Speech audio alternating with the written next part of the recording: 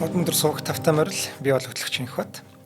Цаг хугацааны аялал нэвтрүүлгийн 2 дугаар улирлын сүүлчийн дугаар хүрэх гэж байна. Энэхүү нэвтрүүлгийг хөтлөгч амар санаа бидэнд бэлтгэн хүргэж байгаа. За нэвтрүүлэг та бүхэнд YouTube-ийн Од өндөр суугаар болон NTV телевизээр мөн 83.3 107 хостолгийн Од өндөр радиогоор хүрч байна. Өнөөдрийн дугаарыг арьс чигшүүлэх нарны тос Скинако болон сансрын эренг бүтээгчид сансрын цусланг зохион байгуулж байгаа дүүдөө боловсролын сан ивенттгч байна. За өдрийн дамрах. Миндэ. Өдрийн мэндэ. За миндэ хан гэх юм. За яад дууслаа юу боллоо хоёлаа ирнэ. За тэр яг тэрнээс өмнө цаг хугацааны аялал нэвтрүүлэг манад сүүлийн дугаараа хүрэх гэж байна. За сэтгэл ямар байна?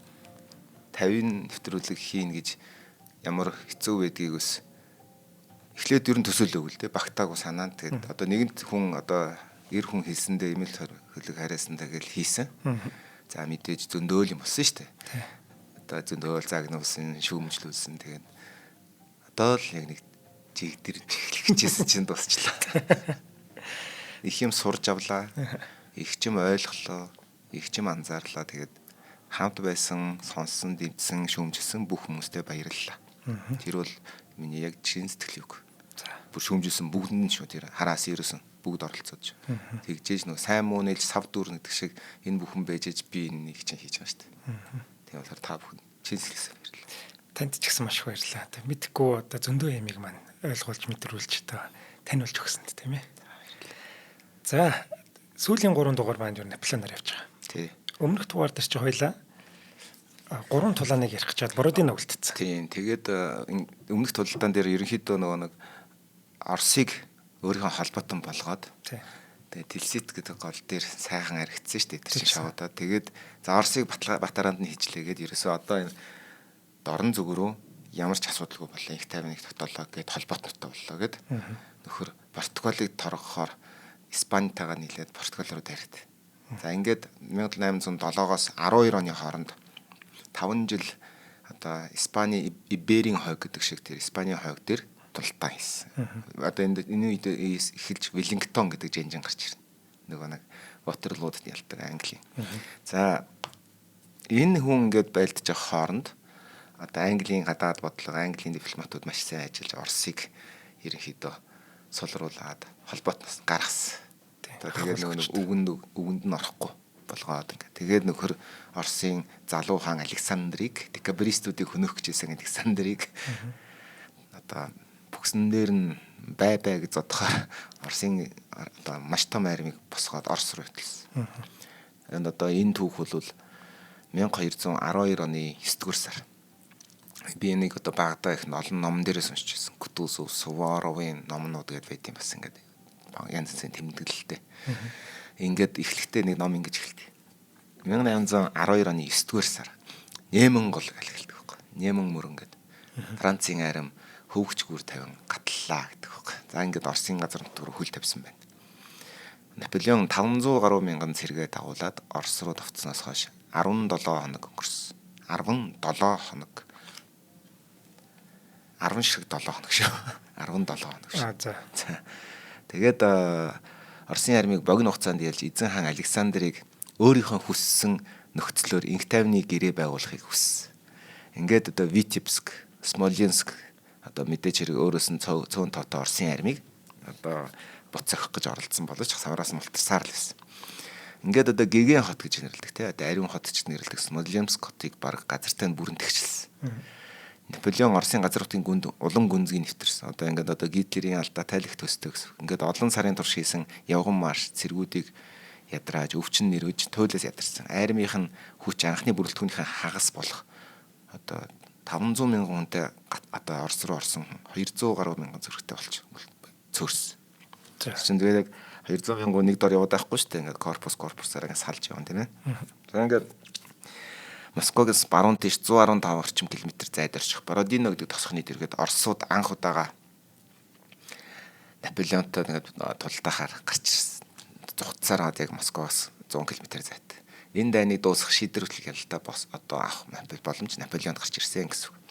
Оросын армийг 67 настай өрөөсөн нүдтэй нэг ингэсэн нүдээ дарцсан хар одоо нэг даруулгатай гэх юм уу. Ахмад дайчин генерал 67 настай өвгөн байна шүү дээ. Кутузов өдөрчсэн. Кутузов өөрөө тэр Австрилийн тулдаанд орох хэрэггүй гэж хэлж ирсэн шүү дээ. Тэгээд Александр өөрөө 3 эзэн хааны тулдаанд бид нар ялна гэж ороод тэгээд ялсан. За ингээд одоо Александр хаан бол Санкт Петербург руу яваад Оросын армийг Москваг эзлэх гээд явсан. Одоо Оросын армитай Кутузов тулсан гэсэн. Ингээд Смоленскоос Москва хүрэх 2 гол замыг хаасан бэхлэлт бүхий байрлалыг байгуулад эзэлсэн байсан Оросууд. Генерал Барклейдэд тоолыг удирдсан 1-р арми баруун жигүүрт байрлаж түүний урт игнээ калач голоор хамгаалуулагдаад урдаа. Тэгээд голын одоо цавчим эрэгт одоо бол эрэгтэй ботловч тэр гол нь гүйхэн гол байсан байна. Ханху Багратион одоо удирдсан 2-р арми зүүн жигүүрт. Тэгээд Барклейдэд тоолыг дандаа Оросын армийн байрлал гэж байгаа шүү. Барклейдэд тоолыг баруун жигүүрт, Багратион 2-р арми зүүн жигүүрт илүү нээлттэй одоо задгаа газар байсан гэсэн.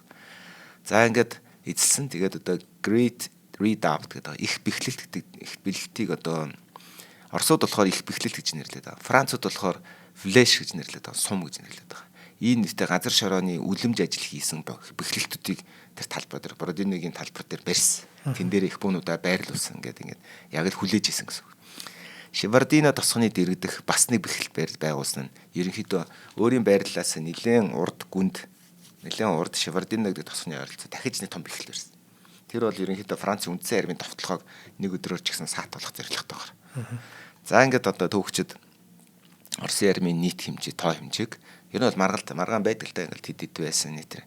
Ер нь бол Кутузовт одоо Бородино 121 мянган зэрэг 680 их буу байсан гэж үздэг. 9 сарын 5-нд Францын арми баруун талаас одоо орж ирж байгаа эхнээс. Ингээ хөрөлцөн ирсэн Францууд 130 орчим мянган зэрэгтэй 585 их буутай байсан. За энэ одоо юу гэсэн хэлвэ гэхээр ерөнхийдөө бараг хүчний хувьд л адилхан. Яагаад тэгэхээр бэхлэлт барьцсан учраас одоо энэ чинь тодорхой хэмжээний байгалийн саад бэрхшээлтэй өөрсдөө бэхлэлт барьцаа гэдэг чинь хоригдж байгаа тал давуу тал үргэлж ирдэг. Дайны номлолоор дайрж байгаа тал 3-1-ийг одоо 3-ыг харьцах нэгээр илүү бэжэж ялт байгуулна гэж үздэг байхгүй. За энэ бол одоо яг одоо тэнцвэл байсан гэсэн үг байна шүү дээ. Тэгээд Наполеон Шевардино дэх бэхлэлтийг эзэлж байж армийн байрлалаа тэлэх одоо армиа бүрэн одоо тийм байрлуулах бололцоотой байна гэдэг одоо ерөн дээр даруул олж харсан. Ингээд найралтын 1-р корпусыг одоо эхний дайралтыг хийх одоо компанигийн 5-р дивизийг явуулсан. За ингээд одоо өмнө Польшийн 5-р корпус хажуунаас нь дэмжиж ороод хэдэн цаг үргэлжилсэн ширүүн тулдаан тэр одоо Шевардиногийн эхний бэхлэлтээр үзүүрийн бэхлэлтээр болсон. За ингээд одоо хэд удаа талууд тэр бэхлэлтээ эзэлж аваад тэгж байлцсаар аваад орой охид Оросууд тэр найрын гол шугамаар ухраад тэр оройдоо тэр эзэлж авсан. За энэ бол ерөнхийдөө хоёр тал хэр зууралдаж байлдах вэ гэдэг үндсэн том тулдааных нь одоо тест гэх юм уу те. Явцын тест өгсөн гэсэн үг. Одоо идэвч баахан яэш яриад байгаа шүү дээ. Жаахан явцын тест гэдээ ирж. За ингээд Орос Францууд бол яг энэ тулдааны дараа бол ерөнхийдөө за одоо бол энэ бол одоо тоглоом биш шүү гэдэг. Ер нь бол мэдэрсэн тодорхой хэмжээр. Францууд одоо бэхлэлтийг авахын тулд 4,000 зэрэг алдсан. Харин Оросууд 6,000 орчим хүн алдсан. Ингээд Наполеон маш цөөн хүнийг олзолж авсан. Энэ байдал юу гэсэн үг вэ гэхээр Оросууд бууж өгөөгүй эцсийн хүртэл байлцсан гэсэн үг байхгүй. Тэгэхээр за энэ бол одоо тулдаан болоход таастаа цусаа үзье гэсэн юм болох юм байна гэдгийг Наполеон мэдэрсэн байна. Тэгээ хоёр тал дараагийн өдрийнхөө тулдаан тэр оройдоо бэлдэж гисэн. За Наполеоны армийн хамгийн чадварлаг одоо дид командлагч гэж хэлэх юм уу, орлогч гэх юм уу хүн бол Францын 1-р корпусыг удирж байсан маршал Даву. Даву өөрийн корпусоо урт ороос нь тойрог марш хийж Оросын байрлалыг бүтэн ороод урдуур нь ороод гэсэн. Одоо ингээд чи Оросын талын байрлал гэдэг өөрийгөө ойлгочих заяа. За тэгвэл би Наполеоны байрлал. Тэгвэл Даву бүр энд одоо тэр том бэхлэлт байгаа гэж ойлгож. Яг одны хандуунд ингээд гэж. Тэгвэл энэ бэхлэлтийг ороогоод модон дундуур ороод ингэж ороосон одоо тийм жигүүрийн дайралт гэдэг тийм санал тавьсан. Наполеоны санааг хит эрсдэлтэй гэж үгүйсгээд армаа сунгана гэдэг чинь бас аюултай гэж үзээд Оросын бэхлэлт рүү хит хүчтэй шууд халт дайрах гэж үзсэн. За энэ бол одоо ойлгомжтой шүү дээ. Халт дайрах чинь уран нарийн тулдаан гарахгүй зөвхөн одоо юу гэдэг цэргийн ур чадвар сахилга бат дайрах одоо хүсэл эрмэлзлэг тэгээд эдгийнхаараа шавхаа үзүүлсэн юм л шийдвэр гаргасан байна. Ингээ 9 сарын 7-ны өглөөний үүрээр Оросын армийн өмнөдөр Оросын армийн одоо өглөө болно. Тэгвэл Оросын армийн ингээ цөхрөө сууж агаад Оросын нөгөө үнэн алдарчны шашны лам нар генералууд нэг сөхрөөс утсан. Малгайдлахаа бариад бүгд ингэ игнээс утсан гэх юм да. Оросын хамгийн ариун одоо Оросын ард түмний хамгийн ариун шүтээнүүдийн нэг болох Смоленскийн дарихийн одоо Богородица Смоленская гэж нэрдэг тийм.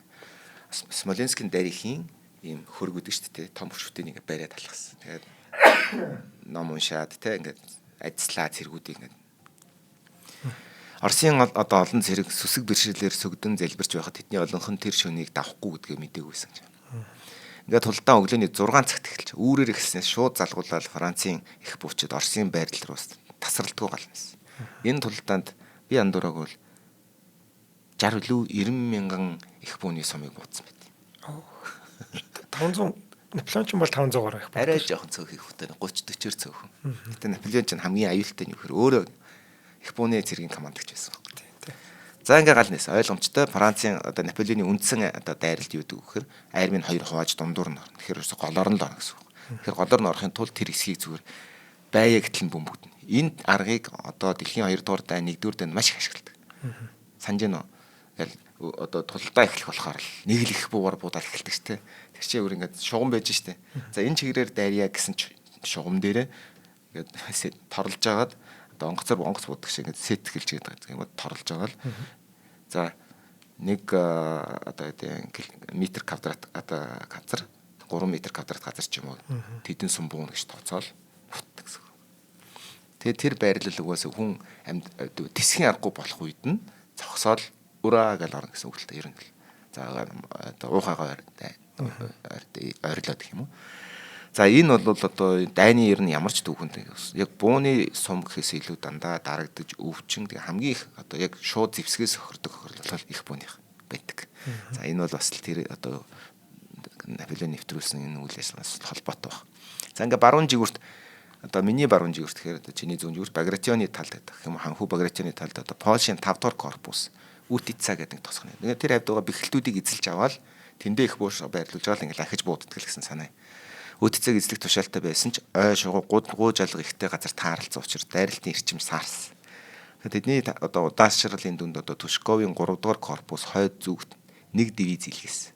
Яг тэгвэл тэр сум гэдэг нэр Францын талаас сум гэж нэрлэгдээд байгаа том одоо бэхэлт рүү ерөнхийдөө танаа талын тэр зүүн жигүүр бол харьцангуй дайралт бага байна гэж үзэнгүүтээ нэг дивизээ төв рүүгээ татсан байна.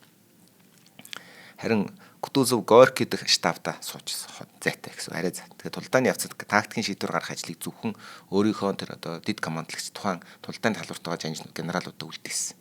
Өөрөө стратегийн шийдвэр гаргана. Яг тэнд болдох тактикийн шийдвэрүүдийг бол генералууд өөрсдөө гаргана гэж үзсэн. За ингээ Барклей гэдэг хоёр генерал, Барклей, Багратио хоёр нар зунжин стратегийн талаар хоорондоо маш их хэрүүл хийдэг байсан.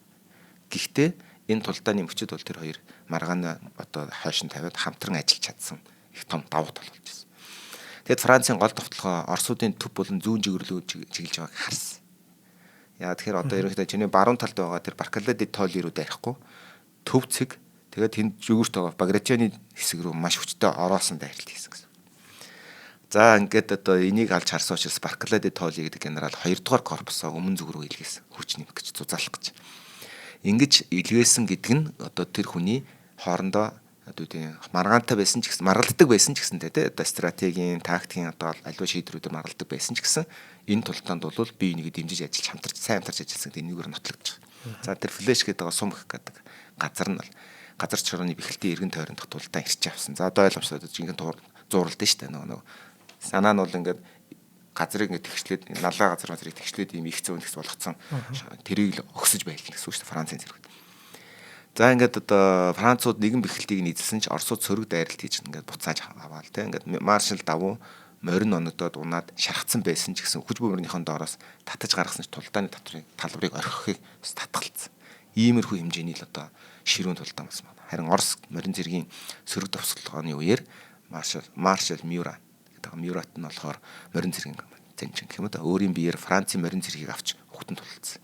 За энэ ч одоо сүүлдээ генералууд нь өөрсдөө тулдаанд гэдэг чинь том байна шийд. Энэ бол одоо үхсэхэл үзнэ гэсэн үг л дээ. За Оросын армийг арай ч юм гэж нэг 1000 орчим километр хөөсөөр аваад Москвагийн гадаа барьж авч байгаа учраас энэнийг бол алдчих болохгүй гэсэн бүр яг тийм зоригтой гэх юм да. Нэгийн 3 дугаар корпус флешийн эсрэг давталганд бас нэгдэж орсон. Оросын казак морин цэргүүдийн дайралт Мюрат Вюртембергийн явган цэргийн дөрвөлжин хамгаалтанд амь хорогдод төрсөн. За энэ юу гэсэн үг гэхээр Оросын казакууд гэж яддаг шүү дээ. Дооны казакуудын бас юм одоо морин цэргүүдийн дайралт энэ яадаг вэ гэхээр хөнгөн морин цэрэг гэдэгтэй тооцогдно. Гусаарууд гэдэгтэй тооцогдно гэсэн. Яадаг вэ гэхээр хүнд гэдэг чинь нэлээд том морьтой, том биетэй цэргүүд ундаг байхгүй. Тэгэнгүүт арай хөнгөн морьтой цэргүүд одоо намхан жижигхэн давжаа морьтой цэргүүдээрээ тэгээд хүнд хоёрыг дуулахгүй цэргүүдээрээ хөнгөн юм яаралтай цохилтуудыг хийх зорилгоор ашигладаг. Яг энэ үед Мюрагийн жигүүрээс нь казакууд гарч ирсэн учраас Вюртемберг гэдэг нь Германы Вюртемберг гэдэг хотоос гаралтай одоо явган цэргийн дөрвөлжин юм одоо үеийн хоригдолд гаргадаг штэ санаж байна. Би чамд ирдэг штэ морин цэрэг дээр. Тийшээ тэд нар морин дөрвөлжин морин цэргийн хамгаалт гарангуут Мюрат тийшээ цухтаж ороод араас нь казакуудад аврагдсан байна. Ингээд толдааны дундуур бас ингээд янз янзын үйл явдлууд болж байна гэсэн санаа. Одоо яаж тэрийг одоо Мюраг мэдчих авсан бэ гэхээр Мюра их анган толдааны талбар төрөл маш хэнцэр байхгүй. Өрмөц хувцалдаг, аюу гой хувцалдаг. Тэгээд галзуу зөрөгтэй. Түүнийг Оросуудын дунд казакууд бүр тэрийг зантсан байсан байхгүй. Энийг л олж аваа гэдэг. Яг тэр нь харагдсан учраас казакууд түүнийг бүр галцаа цогтой дайчин эргэж үзээд амьдэр өрхийг мөрөөддөг гэсэн. Энэ өөрөө гардын уус Оросын би яг номынх нэрийг сандгүй. Нилээн зузаан хавцтай цагаан ийм одоо номын санд хадгалдаг маягийн ном байхгүй. Гой гой юм зурх ноттой. За тэрэн дээр ингээд Бородиныгийн тулдааны үйл явдлуудыг ярина. Нэг өгүүлэлгээр ингээд болсон үлнийг цэргийн үйл явдлуудыг ярьдаг байхгүй. Хоёр Франц, Орос цэрэг хүртэл хоорондоо яаж нөхөрлсөн тухай усны яг хоёр талаас усан руу очдог юм байна. Тим түүхүүд. Энэ дээр энэ гарт. Казакууд яг тэрийг өст. Сүүлээс нь хатгаад алдсан гэж ярьдаг. За ингээд өмнөд хэсэгт нь Польшийн цэргүүд үт хицаагаа эзэлж авсан. Стратегийн тактикийн эхний зорилго биелэгдсэн гэсэн. Оросууд тосгоны орхихоо өмнө галтан шатаасан. Гэсэн ч одоо генерал Багавуудын авчирсан бэхэлт цэргүүд дээр яг цагт ярьж Оросын жигүүрийг тогтоон барьчихсан. Яг бол тэрийг бэхлээл авал нөгөө танаа бэхэлтий чинь урдаас нь халз дайраа зууралж яхад жигүүрээс нь гарч ирэх болцоотой л гэсэн. Жигүүрээс нь гарч ирээд дөхөж ирээд ашигтай тусгал дээр их бөөнүүдэ байрлуулад жигүүрээс чинь бууднаа гэсэн. За ингээд одоо өглөөний 10 цагийн орчим. Өглөө 6 цагт эхэлж байгаа бол 7 цагт 10 цагийн орчим Южин гэж байгаа. Евгений Оросоор Францаар Южин гэдэг байгаа шүү дээ. Южин гэдэг Оросоор Евгений байхгүй. Тэгээ англиар ч бас Южин гэдэг. Тэгэхээр ингээд хоорондоо нэрнүүд адилхан болчиход. Их бэхлэл рүү дайрсан дахиад. За ингээд морин цэргийн дивиз бэхлэлтийн хэсгийг одоо хэсэг хугацаанд эзэлсэн ч гэсэндээ Оросууд ста маш хайр гэх юм уу да. All in хийсэн дайралт хийсэн. Тэр нь бүхчаа хийсэн гэсэн. Тэгжээж бүр ингээд үхсэхээ үзэж бүр амь дүүж сөрөг дайралт хийсэн учраас тэрийг буцааж авсан. Оросын армийн их бууны командогч 27 дугаар настай генерал Кутайсу гэж одоо энэ сөрөг давчилтыг өөрөө удирдах яваад амир хүчсэн. Тим хэмжээний. Тэч одоо генерал нь урдаа орж байлна гэдэг чинь бүр all in гэсэн үг байхгүй. Одоо баатарлагаар нас барсан түүний өвхөл хэдий агуу үйл хэрэг байсан ч гэсэндээ Оросын их бууны хүчний зохион байгуул тэр чигээрээ тулдааны өдөр нуруунс. Яг л эзэлж аваад их буунуудын бүснүүлээ ачхаар чинь тэрийг эмхэлж байрлуулад буудах. Тэгэхээр Оросын их буунуудын бэхлэлт дээрх байрлал замбраагүй болно гэхээр үндсэн бусад тулдаанууд руугаа чиглүүлсэн ашигтай буунууд их бууны дэмжлэг байхгүй болсон гэсэн. За энэ бол одоо хамгийн том сул тал эхэлж байна гэсэн одоо жинкнээс. Тийм байна. За тий. За хоёул хамтран ажиллагчид танилцуулъя. За өнөөдрийн дугаарыг маань Дэлхийн сансрын 7 хоног арга хэмжээг Монгол улсад зохион байгуулдаг Дүүдүү боловсролын цаг ивент итгэж байгаа. За Дүүдүүгийнхэн маань 7 сарын 3-наас 10-ны өдрүүдэд олон улсын хүүхдэд найрамдал цогцлборт олон улсын сансрын тусланг зохион байгуулж байгаа. За 9-өөс 16 насны хүүхдүүд сансар болон STEAM хөтөлбөрөөр 7 хоногийн турш шинжлэх ухааныг сонирхолтой бүтээлчээр суралцаж, за бие даах, сорилттой нүүр тулах, шийдвэр гаргах одоо ийм чадруудад суралцах юм байна. За энэ STEAM гэдэг нь яадаг хөтөлбөр вэ гэхээр Science, Technology, Engineering, Art, Math гэдэг ийм одоо чиглэлүүдийг багтаасан ийм маш бараг төгс гэж хэлж болохоор ийм хөтөлбөр байж байгаа. За энэ олон улсын сансрын тусланд маань 10-аас дээш орны 500 орчим хүүхэд оролцох бөгөөд тэд соёлын болон танин мэдхэн олон талт үйл ажиллагаанд хамрагдана. За энэ олон улсын хүүхдүүд ирнэ гэдгийг би бүр олзуурхаад байна. За нэгдүгээрт одоо шинжлэх ухааны сансрын ийм туслан байж байна. Дээрээс нь олон улсын хүүхдүүд ирж байна. Тэгэхээр манай орны хүүхдүүд тэнд яваад ер нь олон улсын хүүхдүүд хаана яваад байгаа. Бидний сонирход адилхан байна уу, өөр байна уу? Тэд юу сонирхдаг юм байна гэдгийг одоо олж мэдэх, brainstorm хийх ийм боломжтой маш юм том боломж гэж хараад байгаа байхгүй нэг. Тийм болохоор энийг 9-өөс 16 насны хүүхдүүд байвал заавал аав ээжтэй хэлж байгаа ийшээ яваарай гэж уриалмаар байна. За сансар шинжилгээ ухааны чиглэлд үйл ажиллагаа явуулж байгаа дотоодын болон гадаадын байгууллагууд одоо энэ хөтөлбөрийн хамтрагчаар оролцож байгаа. За тухайлбал Дэлхийн сансрын 7 хоног холбоо өөрөө оролцож байгаа. За мөн Унгар, Хонконг, Оросоос одоо энэ туслангийн хөтөлбөрт одоо өргөдөж оролцож байгаа. Ийм гоё үйл ажиллагаа болж байгаа. Харамсалтай нь одоо 7 хоног хэл хүргэлцлэх юм. Энэ одоо зунжангаал үргэлжлэмээр байна тий. Аа энэ хэцүүлдэ бас эн чинь өндөр одоо том компаниуд том үнэтэй зардалтай ид шүү дээ. Тэрнээс зүгээр нэг энэ ямар лагер дээр очиж лавшаа гэдэг идээд дээш хараад явж байгаа шүү дээ. Тэр чинь нөгөө нэг угаасаа Steam гэдэг чинь маш их нөгөө юу шаарддаг. Тоног төхөөрөмж, мэдлэг шаарддаг. Тэгэхээр мэдлэгтэй хүн чинь үнэтэй байдаг байхгүй яа чи. Зүгээр ингээд нэг юм одоо 10,000 морин хувц шиг юм биш байхгүй. Үнэтэй зүйл байдаг. Тэгэхээр энэ чинь энэ хүүхдэд бол маш том амьдралын туршид тохиож болох маш том хөрөнгө оруулалт. Ялангуяа өсвөр насны дээр. Өсвөр насны дээр ийм юмд явсан хүүхэд нэгдүгээрт шинжлэх ухааны одоо энэ Steam-ийн одоо хөтөлбөрт хамрагдахаараа өөрөө би энэ хүн үгүй гэдгийг хамгийн эхлээд мэдчихэж байгаа юм. За бүр хамгийн муугаар нэрэ. Хамгийн муу кейс нь юу гэхээр би шинжлэх ухааны хүн биш юм байна. Би нийгмийн шинжлэх ухааны хүн юм байна шүү дээ.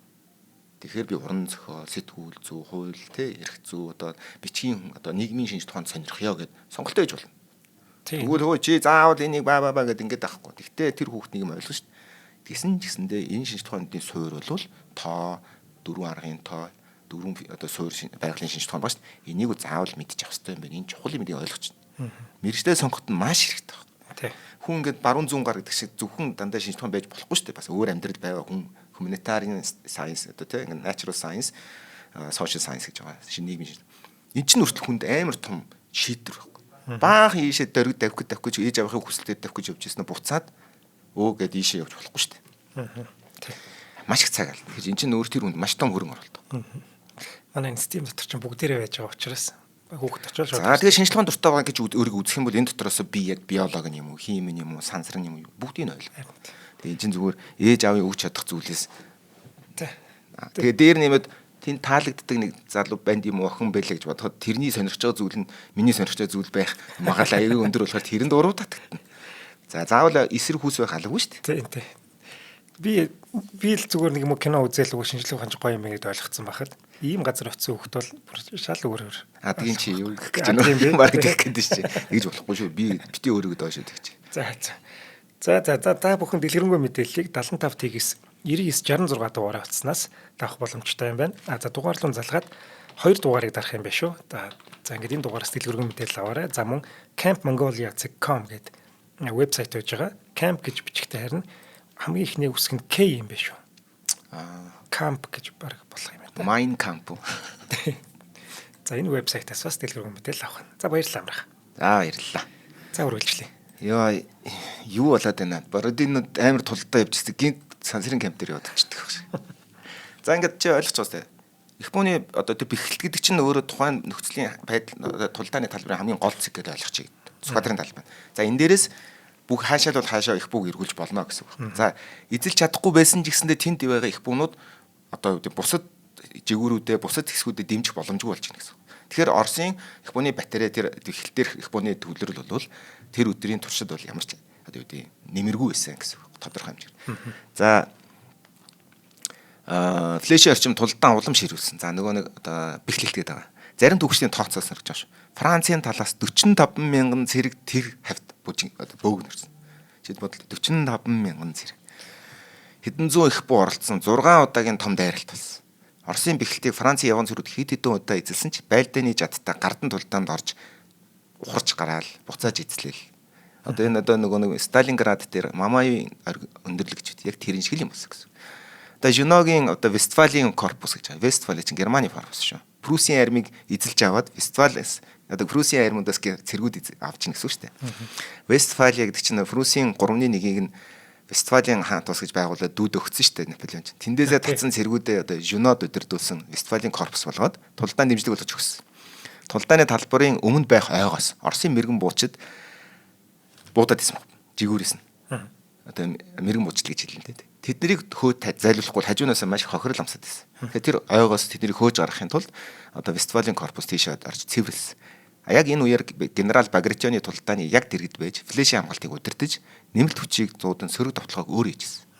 Генерал Багратион гэдэг чинь ханху Багратион. Оросын армийн маш том одоо генерал түүхэн. Сайн одоо яг бол одоо өмнөх нэвтрүүлэг дээр бас манай сэтгэлдэлээр бичсэн билээ тийм ээ тэр хүний хэлсэн үнэн Белорусын одоо намгаас Германы армийг нэг удаа маш хүчтэй цогцолтоор цөмөг цохиж гаргахад дор хаяж 2-3 жилийн байлдааны үйл ажиллагаа хийх хэрэгтэй байсан энэ үйл ажиллагааг одоо нэг зуны цогцолтоор намаг дундуур цохиж гаргахад тэр ажиллагаагаа Багратион гэж операц гэж нэрлэжсэн байна. Тэгэхээр энэ хүн Оросын армид ямар чухал үүрэг үүсгэжсэн гэдэг нь тодорхой байна. За ингээд 10 цагийн орчим одоо хоёул 9 цагт явж байгаа шүү дээ. Одоо 10 цагийн орчим Багратионы хөлийг их бууны сумны хилтерхий онж хүн чаргацсан. Ам эрсдэх үхлийн шарх авсан түүнийг тулдааны талбараас гаргасан.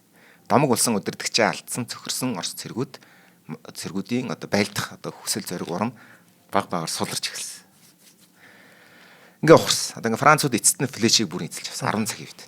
Тэр чи одоо орой бол өглөөний 10 цаг шүү дээ. Тэгээ Маршал Мюра 1-р корпусын сүүлчийн нөөц Флянтийн дивизийг урагш дайруулсан. 2 жигүүрээр хүнд морин цэргээр дэмжүүлсэн дайралт эхэлсэн. За энэ үеэр одоо Оросын гранадиерүүд гэж байгаа. Энд чинь юу гэсгээр өндөр, том биетэй, жадтай тэгээ ойртож ирэхээр граначиддаг гэж ирсэн байхгүй.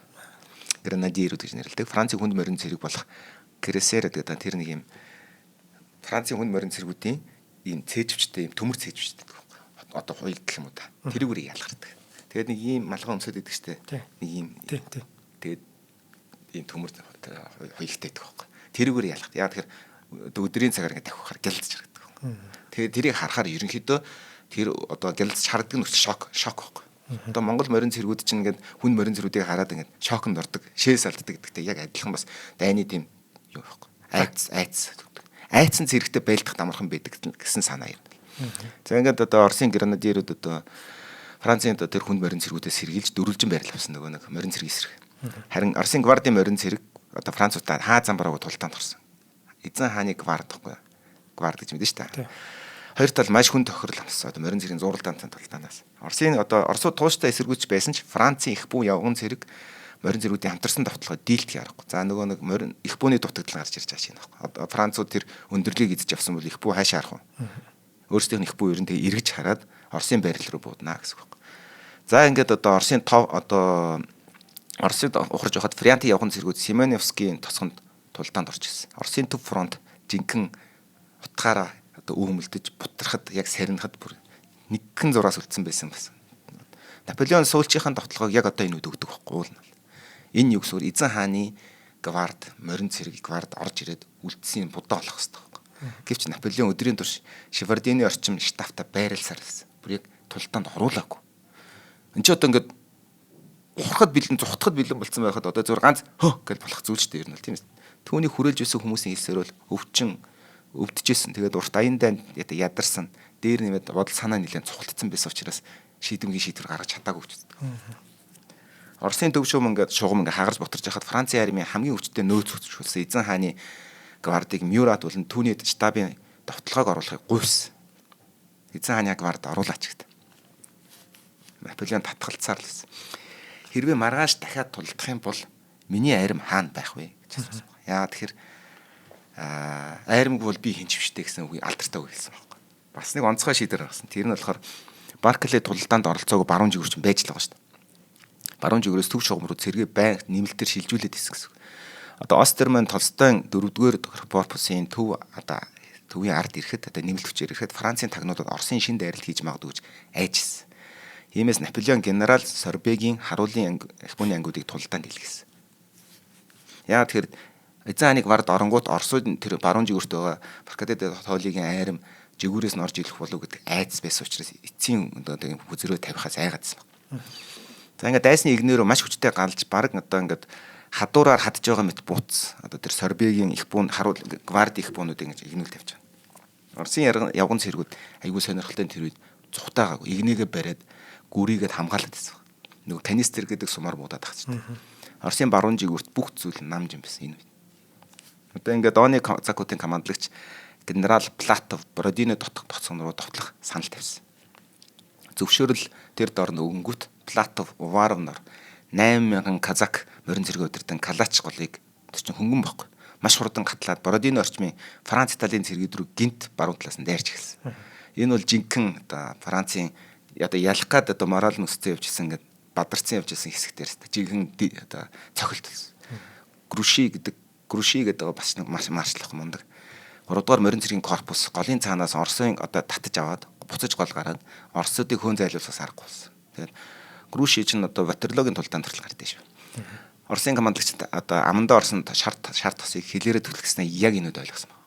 Хүү бүх айран Баркаледе тоолын орсон болвол Францын армийг жигүүрээс нь буцаагч болох байсан байж гэдэг тэр бүхэн үед ухаарсан байна. Гэхдээ энэ дайралт бол Францын дайралтын тогтолгоог 2 цагаар хойшлуулсан. Ингээд Наполеон нөөц хүчээр дайжлахгүй байх нь зөв гэсэн шийдвэр бодолтой улам итгэхэд энэ нөлөөлсөн байна. Бас одоо айхтар хашир байгааз. Тэнд тийм байгаадыг мэддэг байгаа болохоор хөдөлгөж чадахгүй байгаад байсан юм. Тэгвэл зүгээр тэндээс дайрнуудыг тооцоод гол хүчээ оруулсан бол гол зүүнийг задалцсан байхад нөгөө нэг туршилт одоо байгаа шүү дээ. Өөрийнх нь тактикаар бол эзлээд авсан игнэгээ аваад өндөрлгөөсөө буцаад байлж болох байсан байхгүй. Тэгтэл эрсдэлтэй гэж үзээд. За ингээд одоо 15 цаг орчмын үед энэ тулдааны хамгийн ширүүнд эхэлсэн. За ингээд дахиад их бэхлэлт рүү дахин дайрсан. Үлдсэн хэсэг рүү. Оросын их буучид урагшиж товтолж Францын явган цэргүүд рүү анхаарлаа төвлөрүүлсэн завшааныг ашиглан Францын морин цэргүүд бэхлэлтийг тойрч араас нь дайрах боломжтой болсон. За ингээд одоо Саксоны морин цэргүүд төрүүлж нэвтрээд бараг сүүлчийн хүнийг нь дуустал Оросын явган цэрэг болон их буучдыг хятц. Саксон гэдэг чинь Пруссийн нөгөө нэг хэсэг болж явдаг тийм. Саксон гэдэг тусдаа улс байж байгаа. Энэ нь морин цэргийн хувьд бол гайхамшигтай амжилт байсан ч гэсэндээ дайны дүрмийг умартаж олзны хүн авахгүйгээр байлцсан тулдаан хэр зэрэг догшин зэрлэг болсныг хэлж байгаа гэсэн. Хүн олзлоог гэсэн үг байхгүй. Бууж өгье гэсэн чи завчаал явсан гэсэн. Одоо Евгений буюу Ержүний явган цэргүүд бэхлэлтийг эзэлж бэхжүүлснийхаа дараа тэд амжилтаа ашиглахын тулд байгаа бүх морин цэргүүдийг урагш хэлгэсэн. За ингээд одоо Оросын нөөцөнд үлдсэн сүүлийн морин цэрэгтэй тулж дайрал зогссон. Оросууд хамгийн сүүлчийн морин цэргийнхаа довтлогооныг гаргаж одоо зогсоосон гэсэн. Южин энэ үед Наполеоноос гвардиага армийг дахиж хөдөлгөөж чадахгүйсэн ч эзэн хаан дахин татгалцсан. Тэгээ Наполеон штабынхандаа хандаж юу гэж хэлсэн бэхээр би гварда сүрэлд оруулахгүй. Францаас 3000 км хол байна би. Сүүлчийн нөөц армиа эрсдэлд оруулах юм бол би эзэн хаан байгаад яах юм гэж байна. Тэг чи үсээ хаан шалдан болно гэсэн. Хамгаалт. 25 цагт хоёр талын арим бүхэлдээ ядарч туйлдан амс хис. Үнэхээр амар өглөөний 6 цагаас бараг 10 цаг зогсоо заагүй болцсон хүмүүс ядарна шүү дээ. Хүн юм хаана. За ингээд одоо дайны тулдаанд талбар даяараа шархацсан амиа алдсан хүмүүсийн цогц тэр чигээр ойлгомжтой. Явган цэргийн батальонууд үндсэн хүчнийхэн 3-ны 1-тэй үлдсэн. Бүх дайралтанд орсон арим аруулаа гарсан бол тэндээс гуруулал үлдсэн гэсэн. Морин цэргүүд нь ингээд давхиж чадахгүй. Зүгээр шогшож алхаагаар одоо явж исэн. Тийм амир их морин зүтсэн гэсэн. Их бууны одоо батарейны их бууны цэргүүд бол ядарч туйлдсанаас бүр ингээд газар бүр сөхөр суужсэн. Нар жаргахын хэр тулдаан айжмаар намжаад одоо Наполеон болон Францын арим маргаашийн талдаанд үргэлжлэн тооцоод хүлээсэн. Гэвч үр цайхын алдад Кутузов Оросын хохирлын бодит аимшигтай хэмжээний талаар бүрэн мэдээлэл авсныхаа дараа ухарсан. За ингээд хохирол бол асар их байсан. Айгуу сонирхолтой нь юу гэхээр Францын арим үнэхээр мундаг байсан нь мэдэгдэж байгаа юм дээр. Хоригдж хамгаалсан тулдаанд Оросын арим 44,000 хүн алдсан. За алдсан гэдгийг би үхсэн болон шархацсан шүү. Алга болсон гэж ингэж гурвуулын нийлүүлж хэлдэг шүү. Хохирол гэж хэлдэг тэр юм.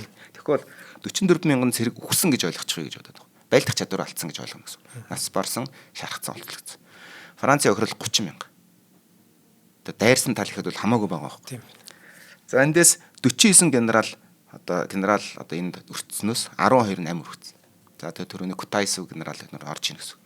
Бородино Наполеоны одоо хийсэн дайн тулдаанд бас хамгийн цуст нэг өдрийн тулдаан гэж тооцогддог.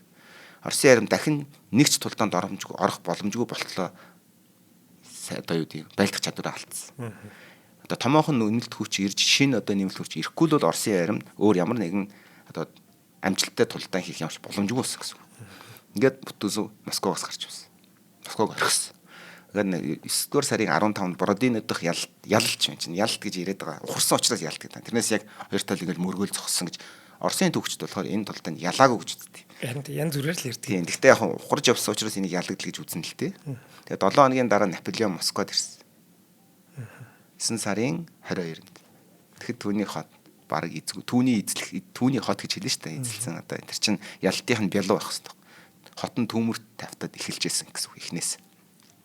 За ингээд Оросд одоо ингээд довтлсноос хойш 83 хоногийн дараа Бородиногийн асар том золиос шаардсан ялтаас 7 хоногийн дараа Наполеон Москвоор орж ирэхэд хотын захирагч удирдлагууд нь хотынхоо үдэнд Европын стандартаар бол одоо жишгээр бол хотынхоо гол хаалган дээр түлхүүрээ бариад манай хотыг өршөөж ажаамуу гэж өгдөг байхгүй түүхэнд. Гэтэл ёсол төгөлдөр хүлээлсэн тэр жагсаал одоо ёсол төгөлдөр дээр үйл ажиллагааны оронд Москва хотын оршин суугчдын 90% орхио явцсан хотын түүмэрт галдаад эхэлсэн гэсэн үг. Нэг юу. Нөгөөдхөөсөө нэг явах уу. Сүүлийн дугаар гэсэн шиг сахилгуутж байна уу те. За яг бай. За өнөөдрийн дугаарыг маань арьс чигшүүлэх нарны тос Скинако аюун тэтгэж байгаа. За 100 цаг болж байгаа. 100 ер нь бол охид босгочуд гэлтгүү. За залуучууд бидэнд ч гэсэн маш хэрэгтэй зүйл бол мэдээж нарны тос байдаг. За өндөр нарны хамгаалттай түрхэхэд хөнгөн арьсыг чигшүүлдэг үнэхээр гайхалтай нарны тосыг одоо та бүхэнд танилцуулах гэж байна. За түрхэх бүрт арьсыг гүн чигшүүлж хойр ашиглалтаас хамгаалдаг. Яагаад гэвэл одоо энэ Скинако маань 3 төрлийн гиалуроны хүчлийг агуулсан байт юм байна. Би гиалуроны хүчил гэдэг юу юм бол гэж бодоодсэн чинь нүүрний савн дээр байдаг байхгүй. Гиалуроник acid гэдэг тэр юм байлаа л тийм чинь. Тэрүүгээр чинь нүүр авгаагаад нүрээ цэвэршүүлээд идэг байхгүй. Тийм энэ нарны тус чинь 3 төрлийн юм гиалуроны хүчил агуулсан байт юм байна. Юм хөгжнөө гэж. За тэгээд нүрээ тоногтоод дээрээс нь шууд түрхчихдэг болохоор их амар байт гинэ. Энийг бол нэг будаг түрхдэг охтууд маань их сайн мэддэг юм байлаа л тийм. Манай юу нөө леер давхар юм аа. Яадаг юу мистис мэдгүй байдаг. Би зөндөл юм билээ тийм. Надаа аги тайлбарлаж өгсөн. Би тэгээд тухайн үед ойлгож одоо марччих. За энэ Скинако маань SPF 50 нэмэх болон PA 4 нэмэх гэдэг одоо ийм нарны хамгаалтын хамгийн өндөр түвшин одоо стандарттай ийм нарны тос юм байна. UVA болон UVB туяанаас таны арьсыг бүрэн хамгаалдаг.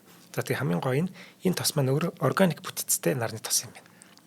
За арьсны давхаргад шингээд UV туяаг дулаан болгон хувиргаж саарангуйжуулдаг болохоор цагаан эсвэл саарал туяа огт үлдээдэг. Энэ айгу зүгээр юм лээ. Нарны тос төрөгдөж гин гээд нүүрэн дээрээ нэг баах юм нялцсан л яваад байдаг байхгүй хүмүүс. Тэгсэн чи тийм болгодгүй зүгээр яг шууд шингэж байгаа юм шиг харагддаг. Энэ их зүгээр юм лээ. За тэгээд усны хамгаалттай одоо ингэдэг штэ. Далайн ирэг дээр очиод нарны тос төрөгдөг штэ. Тэнгүүд далайн руу оронгод нөгөө нарны тос нэрэлчдэг юм байна. За манай тос болохоор усны хамгаалттай учраас одоо ус мусанд ороод тахт яах ч юу хамгаалт нь хэвээрээ байж гэнэ гэсэн ийм санаатай юм байна. Оо яа сайн мэри. Би ч одоо тэрнийг түрхээр нь усанд ороод угаагдаа тэгэл энэ усанд орсон одоо энэ угаагдахгүй. Тэгээ бүр тэгээ яах юм байнд усанд орох ч гэсэн угаагдахгүй. Тэгээд үүрд юм уу? Оройн найрлах байлгүй дээ ч яриач. За энэ гоё нарны тосыг Монс эмийн сан болон GGI Beauty дэлгүүрүүдээр худалдаа авах боломжтой. За Монс эмийн сан бол одоо болон болгонд л байж байгаа даа. За ингээд Рото Хадалаба Монголиа өнөөдрийн дугаарыг маань ивент тэтгэлээ. За баярлалаа амрах. Энэ UV гэдэг нь ультравайолет шүү дээ хэд ягаан тий. За бас нэг хүүхнүүд бол мэдгэл баг л та. Манай нөгөө миний нэвтрүүлэг үзэж ирчүүд бас мэдгүй учраас тайлбарлаж өгч байгаа шүү. За. Бидний үед чинь одоо вазлин гартаа Nivea нүүрэндээ л түрхдэг байлаа шүү. Та чи хертний хүнтэй. Барааны савгаар бие, сарны савгаар толгоо годог лаа. За. Тэрнийг бодвол ч юм сайхан байна өө. UV-г нь мэдж байгаа юм аа. Одоо UV чинь 69 үү? Ваз 69 гэдэг үстэй. За ингээд би нэг энэ нүүр арчилгааны тослогооны янз янзын юмтай ингээд нэг жоохон мэдээлэл жоохон сонссон чинь хүнд юм бэл. Би энэ түүх мөнх бичсэн хамаагүй дээрвлээ тэр нь. Тэгээ 50А гэдэг хамгаалт гэнгүүт би дотор тигр танкны хоёрын зузаа хийдэлээ гэж бодож байгаа. Ямар хайшаа юм бэ ч гэсэн. Тэгэл сүүлийн нэвтрүүлэг бас гоё баясгалантай байл. За тэгэл та. За ингээд нэг домог өгдөг. Наполеоны согтуу цэргүүд аригтж байгаад Москваг шатаасан гэж ярьдаг тийм ээ. Энэ бол худлаа. За. Энэ бол яг хөө мэдээж хэрэг одоо хотоо шатаалгасан улс орн бол хорсож байгаа учраас улсын нийцэлсэн учраас дайснаа гэж үзсэн учраас тэрийг бол тэрэнд буруугаан чихэн штэ. Гэхдээ яг бодит байдлаараа түүхэнд бичигдүүлсэн бас нэг мэдээллээр бол гал гарч одоо цааш дамжирсаар 48 цаг тэр хот дээр ингээд шатсан гэдэг энэ үйл явдал бол ясмар хотын амбан захирагч гүн Фёдор Ростопчин Москва хотыг дайсны гарт өгснөөс устгасан дээр гэж үзээд тушаал өгсөн. Тушаал өгтөө ямар тушаал өгсөн гэхээр хотыг орхиж явсан штэ. шоронд байсан гэмт хэрэгтүүдийг сулж гаргаад цагдаа нар тэдний зааварчилгаа хяналтанд дор галц хотоо. Франц цэргүүд хотод байгаа шүү дээ. Тэгвэл Францын одоо нууц цагдаа магдаа нар нь иргэнгийн иргэд болцсон. Тэгээ хотоо шатаачаад орхиж гарцгаасан гэсэн үг. Тэгээд хот шатааж байгаа цэргүүд одоо гэмт хэрэгтнүүдийг Францын цэргүүд барьж авах бол газар дээр нь буудаж алчихсан. Одоо инхээр одоо юу гэдэг ингээд одоо их төмрийг хямлах ямар ч боломжгүй ингэж явсараа 4 хоногийн дараа Москва хотын 3-2-ын шатаж зүүсний дараа одоо хяналтанд орсон одоо галыг одоо нөхцөл байдал. Наполеоны хотоо галаас гал төмрийн одоо юу гэдэг хамгаалж одоо унтрааж дуусныхан дараа системтэй гэж нэрлэж байгаа шүү. Эмх цэгцтэйгэр дээрэмц хот. Тонон дээрэмд гэдэг шүү. За ингээд мэдээж ялсан тал одоо шагналах хэрэгтэй шүү. За ингээд Кремльд одоо байрлаж исэн өөрийнхөө ордноосоо Санкт Петербург руу эзэн хаан Александрт инхийн хэлэлцээр хийя гэдэг загтлыг болсон. Хариу ирээгүй. Наполеон Александрт эцэстэн зөвшөөрнө гэж итгэн хүлээсээр байсан. Өдөр өнгөрөх тусам түүний итгэл багасаж түгшүүр нэмэгдсэн. Энэ айгүй том алдаа болсон гэсэн үг. Ер нь бол одоо энэ хойш ярих бүх түүх юм.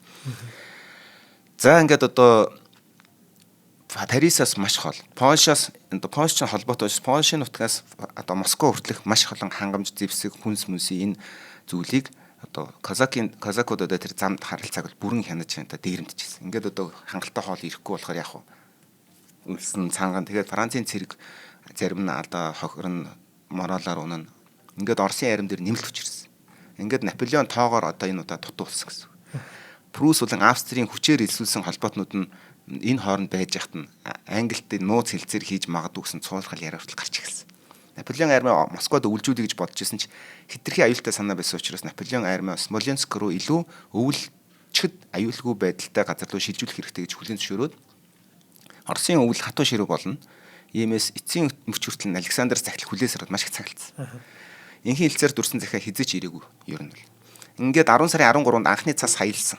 5 хоногийн дараа Кутузов Винковка дах Мюрагийн одоо адванс гард чинь одоо толгойн сэргийлэх гвардийн хүч рүү гинт дайрлж ялсан тултанд. Энэ нь Наполеон маш том сигнал одоо тохиогсон. Маргааш өглөө шууд Москваас гарсан. Одоо Францын их айрам 100 мянган хүн 15 км-ийн урт цуваа өсгөж хөтлсөн.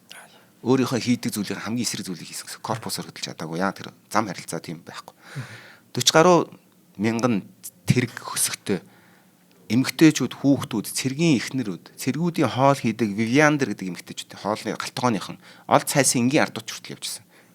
Францаас. Бүх тэрэг баглаа одоо бүртэн шүү дээ. Идэх юм, дээрэмцэн эд таваар дүүрмэс. Эзэн хааны гвардийн дисгч Бургон гэж одоо дисгчийн тэмдэглэл одоо энэ бодвол алагдсан л болов гэж би бодоод байна. Энийний тэмдэглэл дээр одоо байдаг тийм өдрийн тэмдэглэл дээр байдаг үг нь. Надад хэдэн килограмм исэн чихэр цагаан будаа борцог хагасшил ликор алт мөнгөн утсаар хатгсан эмэгтэй хүний хятад торгон дайшинз төрөл бүрийн үндэт идэл тэр дундаа догшин Иван хааны загалмайн нэг хэсэг байна. Надад байна. Үүн дээрээс нэмээд цэргийн дөрөнд тувцсан эмэгтэй хүний морь унахтай өмсдөг том нөмрөг маш чамын хийцтэй мөнгөн бар буюу хүрээ бүхий эрдийн чулуугаар чимгэлсэн Оросын гүнгийн мөнгөн хүрээ бүхий сийлбэртэй хоёр зураг. Зураг нь ингээд мөнгө байхгүй юу? Мөнгөн бараар ингээд баралцсан. Ингээд харах юм бол зураг биш. Ингээд товойтсон юм сийлбэр байхгүй. Тэр чигээр мөнгө. Тэгээд эрдийн чулуугаар чимгэлсэн Оросын гүнгийн одоо шээсний гэх юм уу шүлсний сав. Би цамсныхаа дээр цамсан дээгүүрээ эмэгтэй хүний банзлнаас өөрөө хайчилж оёж хийсэн шар торгон хамтаа зүмссэн. Бас гангаан тэрч. Дээрээс нь хэрвний үсээр доторсон том цуг мөнгөн утсаар уяатай том цүнхтэй. Цүнхэн дотор янз бүрийн зүйл дотор алт мөнгөн загалмай хятад шаазсан ваар хүртэл байна. Бүү дарны сав 60 шиг сумтай харьцагтай байна гэж хэлсэн баг. За нэг дислэгч ийм ачаатай явж ирсэн гэсэн. Энэ юу гэхээр миний тэр уншдаг номон дээр байдаг Оросын зураачийн зураг байдаг. Францын нэг офицер нэлээд тийм одоо гоё сэрэг өгцөн. Тэгээ хүзүүндээ ингээд мөнгөн гуу зүгээд хайж чадахгүй тэгээ тэрнтэй өгцөн зураг гэдэг. Цасан донд. За энэ бол одоо яаж Француудыг пропаганда л да. Гэхдээ яг энэ чинь яг бодит байдал бас хол зөрөхгүй гэсэн. Ингээд одоо ийм хүнд ачаатай айрам цаг хугацаатай уралдаж урагшилж байгаа ч мэдэхгүй гэсэн.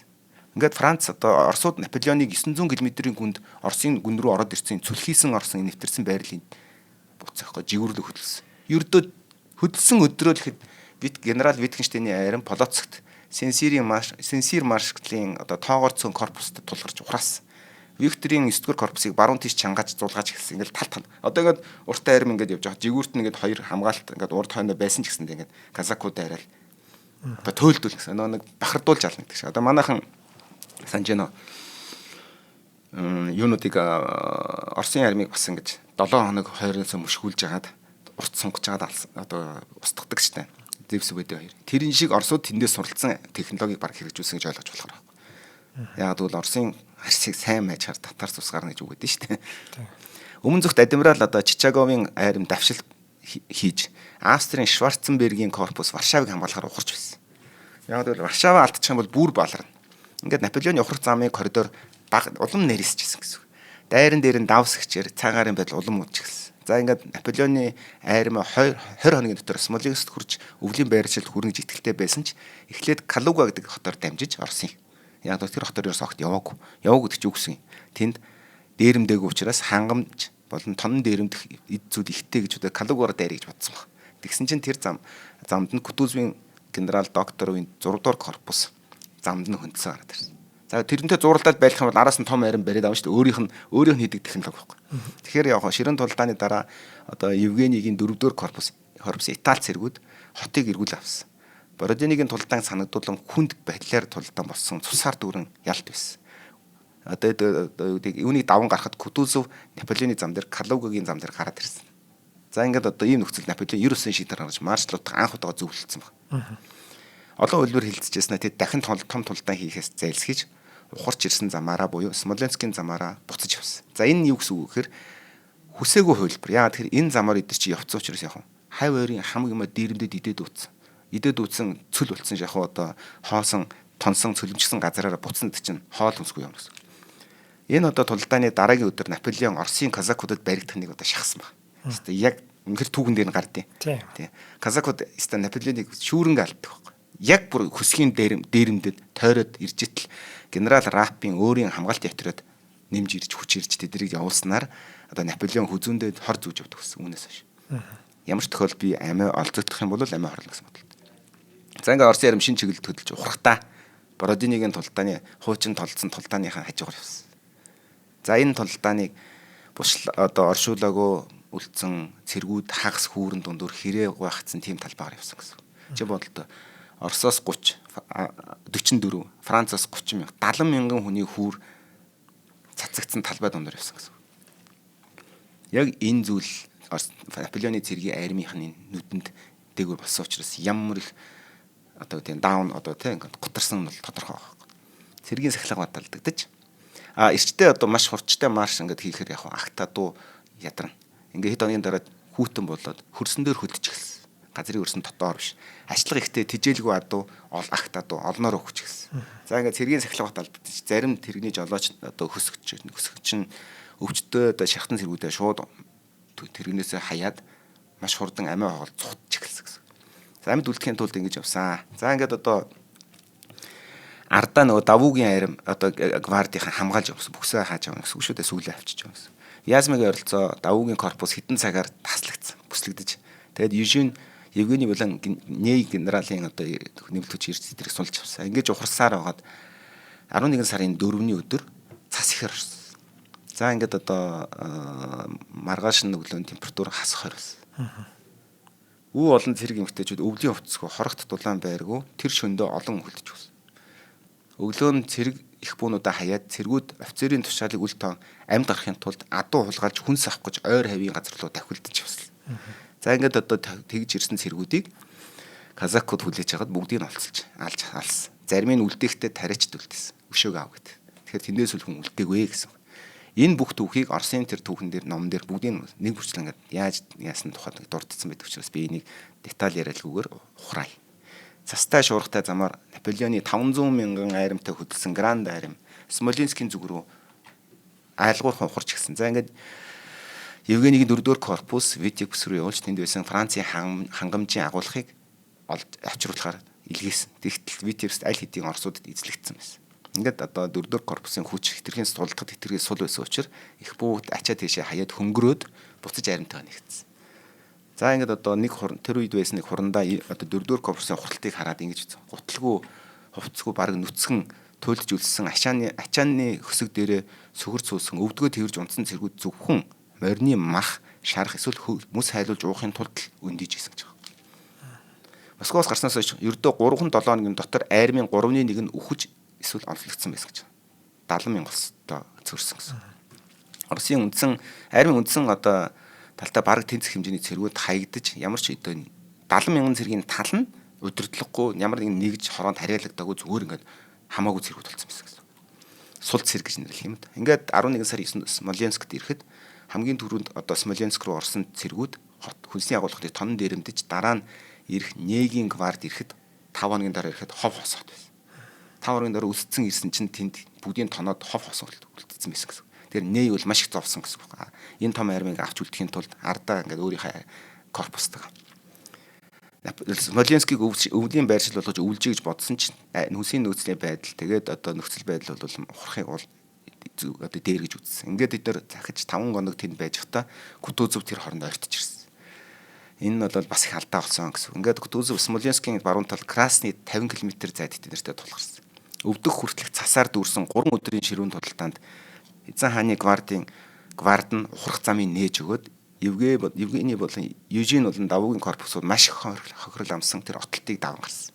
За ингээд ерөөсөө юу гэмдэ одоо золиос хаяал ухраал гэсэн болж таарч гэсэн үг. Ингээд залуу гвардийн гэсэн залуучууд байхгүй. Залуу гвардийн 2 хорог орсуудыг тогтоон барихын тулд сөрөг дайралт хийлгэж тэд нар бараг тэр чигээрээ бүхэлдээ арчуулсан. Тэгтээ үндсэн аримдаа зүхтах боломж гаргаж байсан.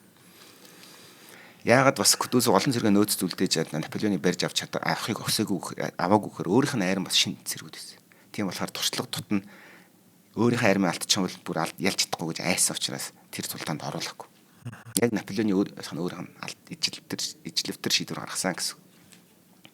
За ингээд одоо маршал Краснед бол Оросын Наполеоны бүх корпус оттолтыг давж чадаагүй. Ингээд одоо маршал Ней 6,000 үнэтэй арын нэг гвард шүү дээ. Одоо 11 сарын 18-нд гарч ирэхэд тэдний зам дээр 60,000 зэрэгтэй Оросын арим гараад ирсэн.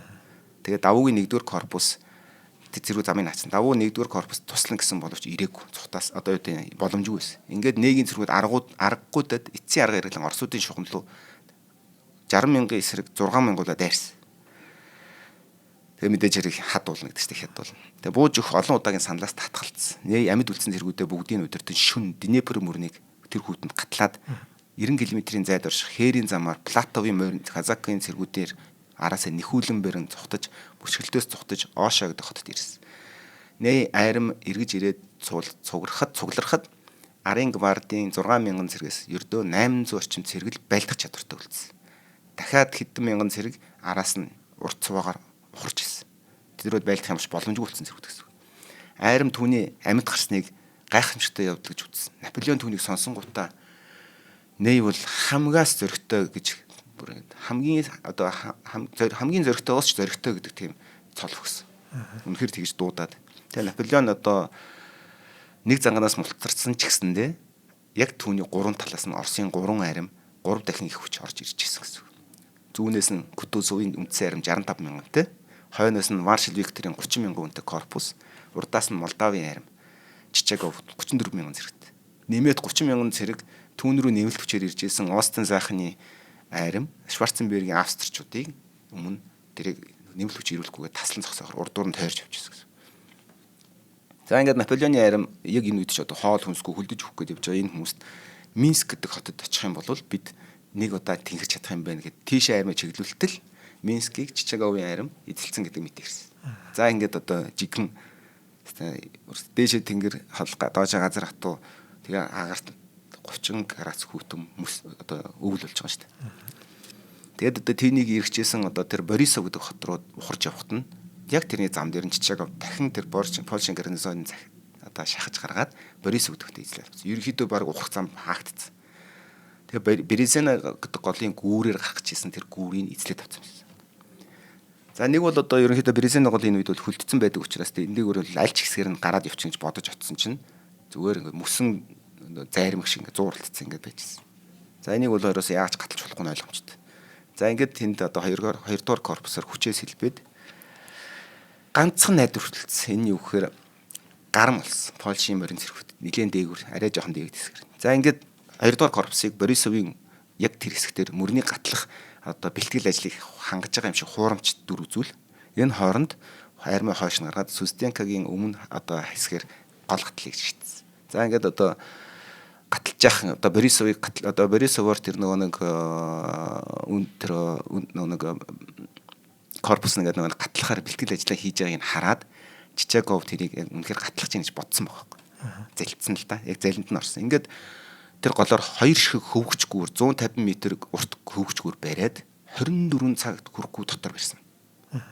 Тэр нь одоо генерал Иблегийн удирдсан 11 сарын 25-ны үдээс хойш генерал Иблегийн удирдсан Голландаас ирсэн Нидерландын инженерүүд Березаны мөрөн дээр одоо 150 м урт хөвгч гүүр барьсан. Өглөөнөөс орой бол ажиллаад бүр ийм цээжээр тонцсон усан донд ажилласан. Хөвгч гүүр барихтаа. Тэгээд энэ бол яхаас иргүй одоо туулахаас өөр аргагүй аз сурсан ажил байсан. Эндээс цөөн хэдхэн инженер л амьд үлдсэн бас. Ингээд одоо Чичагов Борисовын одоо тэр хуурамч үйлдэл нь бүрэн хурдтай цэргээ өмнө зүг шилжүүлж эхэлснээр Наполеоны армид суларсан гүрээр баг эсэргүүцэл хүрэх гарсан. За ингээд гарч ирэхэд одоо Удиногийн 2 дугаар корпус тэргүүлж гараад гол гаргахад дараал нь юм байлдах чадвартай хүмүүс нь төрүүлж гарч ирсэн. Тэгээд нөгөө нэг зүхтцсан зэвсгээ хайцсан ингээд цэргүүд мэргүүдээ хойш үлдээж аваад бүх байлдах чадвартай бүх юмнуудыг төрүүлж гаргасан. За тэгээд зүүн эрэгтэр нь Викторийн одоо корпус одоо 4000 зэрэгтэй одоо тийм одоо Бартонёрын жанжны 4000 одоо байлдаагууд юм фреш гэдэгтэй юм ядраагүй цэрэг 12 дугаар дивиз арын хамгаалтыг гүйцэтгэсэн.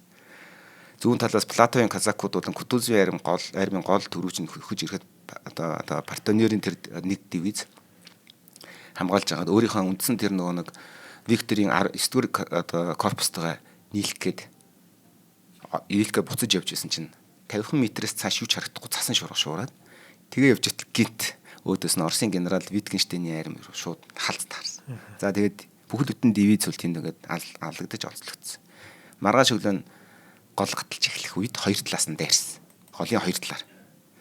Чичагов энэ үед нэг юмыг ойлгосон баг. Өөрийнх нь савараас Наполеон юм мултарсныг ухаарсан баг. Тэгээд цэргээ хойш нь татаад одоо голын хоёр талаар зууралцсан байлтаа болсон. За энэ дээр нэг юм сонирхолтой үйл явдал болсон нь юу гэхээр Германы одоо цэргүүд 2 хоног тэр гүүрийг хамгаалаад ухрахыг гүүрээр гарахыг зөвсөн шөндөө амжиж. Тэгсэн чинь нөгөө нэг цэргүүд даарсан цэргүүд голын ирэг дээр хэдэн мянгаар байсан цэргүүд даарад төлсөн галаасаа холдож чадахгүй. Тэгээ тэндээ одоо өнчийг илүү төдсөн баг. Тэгсэн чинь өглөөний 6 цагт Оросын арим гарч ирээд нөгөөдөл чинь голын гүүрээр гарц цухтахтаа бие бинийгээ дарж гიშгэж алаа заримыгаа түлхэж ус руу унгаагаад. Тэгтээ тэгж чадаагүй 9 цагийн үед одоо тийм гарч чадсанаас нь үлдээд гүүрийг шатаасан. Тэгээ тэд нар бүгд Оросын аримд ослогдсон. Гүүрийг шатахгүй л араас нь нөгөөдөл нэрнэ штэ. За ингээд одоо юу гэмдэ 43 өдрийн өмнө эхэлсэн Москвоос ирсэн ухралтаас хойш одоо Наполеоны арим 800 орчим километрийг тасралтгүй одоо мөршгөлт дайралтын дунд ухраад сүүлийн 23 хоногт нь тэрнийхээ хас 30 хэмийн хүүтэнд зохих одоо өвлийн хувцгаар орон байргүйгээр тулсан. Энэ хугацаанд одоо Гранд армийнх нь одоо бултах чадвартай хүн хүч 124 мянгаас 20 мянга хүн л үлдсэн. Ард нь дагалцсан олон мянган сул цэргүүд ингээд бас араас нэгээд амь тэмцээ явж байгаа. За ингээд ухралт Вилна руу өргөлж явах үед цагаагаар бүрд ордож 37 градус хүртэл хүртэрсэн. За ингээд яг энэ үед Оросын арим за одоо бил 37 ч гэсэн бидэрт хүртэл амир байна гэхэд Францын үлдсэн армийг Оросын өвлийн хүйтэн казакууд тэгээд одоо Оросын тариачтад үлдээсэн байна. Хувь зээг. 12 сарын 5-нд Наполеон арим орхиод нууцаар нь Европоор дайран 13 оны дараа Парист очив. Генералууд нь түн зөвлөсөн. Яваа. Яагаад тэгэхээр Парис түүний эсрэг төрийн эргэлт гарах гэж байна гэдэг мэдээ сонссон. За явсан. Явангууд Английн шогч зураачид сонин хэвлэлүүдээр Наполеоныг армийн хаяц хутаасан гэж одоо шагшин зураг зурсан. Доримжилсан. Цэргүүд нь тэгтээ түүнд гомцсон. Яг бол армийн хайж явсан гэх. За ингээд одоо 12 сарын 9-нд одоо Москвоос ухарснаас хойш 51 хоногийн дараа одоо их арим 20 мянган хүн орчим Ноорхой, Симэрхий өлтөө амьд үлдсэн цэрэгтэйгээд Няман годлыг гаталж Польшийн нутагт орж ирсэн. За ингээд Польшийн нутагт орж ирэх чинь асуудал үүсэн. Домогт өгүүлснээр болохоор Маршал Ней хамгийн сүүлд Няман голыг гаталсан юм бэ. Гаталсан гэж ярьдаг юм байна. За ингээд одоо мэдээж хэрэг энэ бол одоо дэлхийн одоо дайны болон түүхэнд байлдааны түүхэнд бол хамгийн сүүрэл дагуулсан одоо цэргийн ажиллагаа гэдэг нэг гэж тооцогддог альбисор. Эндээс Оросууд маш одоо дэлхийн 1, 2 дугаар дайн одооний ч гэсэн Оросын армийн цэргийн номлолд энийг бүр ингээд сургамжуулгаж авдаг. Өөрсдийнх нь давуу тал болгож чаддаг. Бүр суралцдаг. Энэ алдааг гитлэр давтсан шүү дээ. За эндээс нэг статистик хэлж өгье. Газар зүй, логистик хамгийн гол нь Оросын улс төр стратегийн хариу үйл үзүүлэлтээр давуу талыг дутуу үнэлснээр ноцтой алдаа гаргасан нэг. Энэ алдаа нь түүний эзэнт гүрэнд 5 хагас сая цэрэг, 250 мянган агт адуу, мянган их бүүний үн цэнээр туссан. За би энэ 250 мянган адуу яагаад дуртай вэ гэхээр адуу бол өнөөдрийн одоо дэлхийн 1-р дайн 2-р дайны стандартаар бол жишгээр бол танк байхгүй. Би жамд хэлжсэн шүү дээ. Морин цэрэг бол шууд байлддаг. Айрам ялаад цутгахт нь морин цэрэг дуусгадаг. Тэгэхээр 250 мянган адуу гэдэг чинь агт адуудгүй болно гэж Францын айрам цаашаага яаж тулцсан, ялсан дуусгах чадахгүй байх эрсдэлтэй болж ирсэн гэсэн. Айрмыг бүтэн ялах боломжгүй болсон гэсэн. Энэ одоо юунаас цааш Наполеон бол үргэлж ялагдахын хамгийн том одоо хүчин зүйлүүдийн нууц хүчин зүйлүүдийн нэг гэж энэ үздэг юм бэл. Сүүлийн судалгаа. За ингээд Орос товтлсон 12 хүн тутмын нэг нь амир хүчсэн. 2 нь олцлогдсон. Тэр 2 олцлогдсон цэргээс нэг нь шоронд насварсан. Тэгэхээр нэг нь эргэж ирсэн гэсэн. За 7 нь өвчин цаг уурын нөхцлөөс болж насварсан. Ердөө 2 хүн амьд эргэж ирсэн гэсэн. Нийт аримнаас. Өвлийн хөдөнд амьд үргэгдсэн гэж ярьдаг тэр домгууд байдаг шүү дээ Орсын. Тэгвэл яг үнэндээ бол аримынх нь тал нь аль хэдийнэ зуны давшилтаас болоод халуун сүрье цусан суулгаас болж амь алдсан байсан шүү гэж. Тэгэхээр өвлийн дайралт бол бүх аримынх нь тал нь өгсөн зүйл бол биш ээ гэдэг статистик байд юм шүү. Энэ бол би ярьж байгаа нь болохоор одоо Орос руу довтлсон 500 мянган цэргээс гэдэг утгаараа ярьж байгаа шүү. За ингээд одоо Оросын яг энэ үед бол энэ дайнд бол Оросын цэргийн хохирлыг 150 мянга гэж үздэг. Гэхдээ Оросын энгийн иргэд бол тэрнээс олон гэж үздэг юм байна. За Парист нь буцаж очиход за энд нэг 2 том юм байна. Наполеон мяа юм бэ нэгийг сул юм бэ гэдэг сул талын бүгд ойлгосон. Тэгэхээр холбоотонд илүү хүчтэй болсон гэсэн. Наполеон Франц Париста буцаж очсон төр эргэлтийг зогсоод сайд нар нь төрийг эргүүлэх гэж бодож байсан сайд нар нь Наполеоны эзэн ханараа хүлээн зөвшөөрсөн. За юм л. За баярлалаа амраах. 20-р хэллийн төгсгөлж бас хүндхэн байлаа шүү. Ямар хэцүү замыг туулж ухарч очив тий. Чи зүгээр бодолтой хасах 30 градуст 30 хоног 23 хоног зуны хувцастайгаа ухарна гэж юу гэсэн юм. Тэхөр нэг яг Германуудтай адилхан санагдаад. Сүүлдээ өрөвдөж эхэлж байгаа юм. Харин тий өрөвдчихлээ бүр. Нөгөө нэг Германууд чинь бас рублийн үүтэнд нөгөө нэгэн шинэлтэйгээ байжсэн шүү дээ. За яг тэр чинь бол Сталинград ч. Тий. За Сталинград дээр л тийм байсан. Бусд нь бол гарцсан гай. Бусд үедээ бол. За. Энд чинь бүгд үтэн айрам 8-900 км хурж шít. Байн гараасаа ингэ нэдүүлээд. Тийм би. За ингээд цаг хугацааны аялал нэвтрүүлгийн маань 20 улирлын сүүлийн дугаар инхүү дуусч байна. Нэвтрүүлэг маань та бүхэнд YouTube-ийн Од Мөндөр суугаар болон NTV телевизээр замаг 83.3 107 столгийн Од Мөндөр радиогоор хүрлээ. Өнөөдрийн дугаарыг Ярс чигшүүлэх нарны тос Скинако болон Сансрын иргэн бүтээгчид Сансрын туслан зохион байгуулж байгаа дүү боловсролын сан ивент итгэлээ. За амраахаа маш их баярлалаа. Ирэх улирлаар уулзъя. Ирэх улирлаар уулзъя.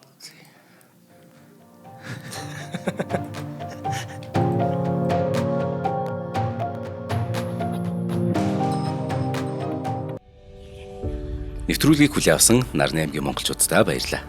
Од Мөндөр сувг нь энэ мэдчлэн таны мэдхүйн мянган нэвтрүүлгийг 2026 оны 7 сарын 1 хүртэл та бүхэндээ хүргэх юм. Их хэлээрээ шинжлэх ухаан танин мэдхүйг түгээхийн үлсэд нэгтгэх хүсвэл та бидэнд хандив өгөх боломжтой. Та нэг нэвтрүүлгийг 100 төгрөгөөр буюу 1000 нэвтрүүлгийг 100 мянган төгрөгөөр үнэлээд биднийг дэмжээрэй. Жилдээ ганцхан удаа 100 мянган төгрөгөөр биднийг дэмжснээр шинжлэх ухаан танин мэдхүйг түгээх энэ үйл хэрэг амжилттай үргэлжлэх юм. Од Мөндөр нэр дээрх Худалдаажлын банкны данс байгаа 4191 тэгдүрв 518. Та 100 мянган төгрөгөөр шилжүүлэхдээ гүйцэтгэлийн утга дээр нь өөрийн нэр болон утасны дугаараа заавал бичээрэй. 100 мянган төгрөг хандалснаар Од Мөндөр сувгийн алтан гишүүн болох юм а. Шинжлэх ухаан танин мэдхгүй Монголд ялах болтугай.